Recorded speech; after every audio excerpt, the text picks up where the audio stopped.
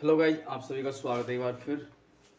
तो रेलवे के जो एग्ज़ाम है आप सभी को पता है उनकी डेट फिक्स है। तो रेलवे के एग्ज़ाम में बार बार पूछे क्वेश्चन सिंप्लीफिकेशन के, मतलब इतने अच्छे साधारण क्वेश्चन, यदि ये क्वेश्चन गलत हो जाते तो आप सिलेक्शन की रेस से वैसे ही बाहर हो जाएंगे। तो देखिए भाई, मैं आपके सामने तीन प्रश्न, बहुत अच्छे प्रश्न हैं तीनों ही। तो ये तीनों प्रश्न एग्जाम के अंदर पूछा हुआ क्वेश्चन है एनटीपीसी के अंदर। ऐसी प्रकार से इसी प्रारूप के आधार पर अब जो एएलपी की लगेगी, टेक्नीशियन की लगेगी, उनमें भी इसी प्रकार से प्रश्न पूछे जाएंगे। प्रश्न दूसरा नहीं बनता, प्रश्न यही होते हैं, लैंग्वेज ये होता है, लेकिन मात्र डिजिट का अंतर होता है कि भाई अपन को दे रखा है 35, इसकी जगह भाई अपन को 45 दे देगा, ये अंतर होता है। तो चलते बात करते हैं प्रश्न नंबर 1। यदि कोई धनराशि साधारण ब्याज की 5% की दर से 2 वर्ष बाद में वो राशि हो जाती है 26,400 रुपये हो जाती है, तो वो धनराशि याद करनी। तो यहाँ से धनराशि याद करनी तो अपन को बताना है कि शुरुआत में कितना रुपया थी, उसके बाद वो ब्याज सहित 26,400 रुपये हो चुकी है कितने में, 2 साल में साल।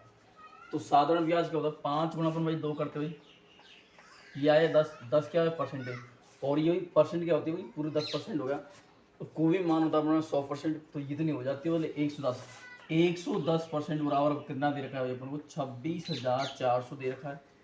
तो यहाँ से एक जीरो से मैंने एक जीरो काटा, ये दे रखा था 100% की वैल्यू चाहिए मुझे, 100% की वैल्यू निकालेंगे अपन भाई। मैंने 11 का भाग दिया कितनी बार भाई, 2 बार गया, 11 का 2 बार, 4 का भाई 44, 4 बार, और ये 100 से गुणा किया कितना है 24,000। अपना आंसर कितना भाई 24,000, 11 तो कितना आ रहा है, 11 का भाग दिया 2 बार गया 22, 4 26,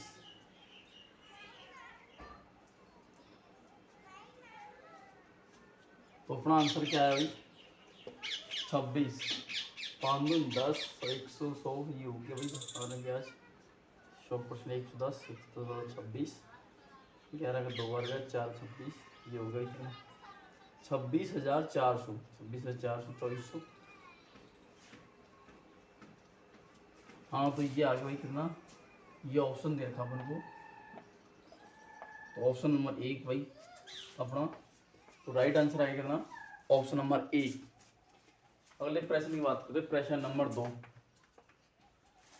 प्रश्न नंबर 2 दे रखा अपन को 1:1 प्लस 1:001 अनुपात 10:01 प्लस 1 11.11। अब यहां से भाई अपन को क्या निकालना है, इनका टोटल योग निकालना, और चारों ऑप्शन दे रखा है अपन को भाई 23.221, 4.213 और 3.124 और 23.14 दे रखा है। इनको अपन को जोड़ने का तरीका होता है, पॉइंट के नीचे पॉइंट आना चाहिए, 1:1, सॉरी 1.1 अनुपात भी। अब आएगा भाई 1:001, दूसरा दे रखा भाई अपन को 10.01 हो गया। फिर आएगा भाई 11.11.1111, तो इसको जोड़ना अपन को, तो भाई 1 आ गया, ये 2 आ गया, ये 2 आ गया, ये पॉइंट 1 और 1 2 और 3, 3 और ये 2, तो कितना है भाई 23.221, 23.221 किस ऑप्शन में, ऑप्शन नंबर 1। लेकिन पॉइंटों का ध्यान रखना, पॉइंट के नीचे पॉइंट भी आएगा तो अपन इसको अच्छी तरीके से कर पाते। इस प्रकार से किया भाई। दूसरा प्रश्न भी, प्रश्न नंबर 3।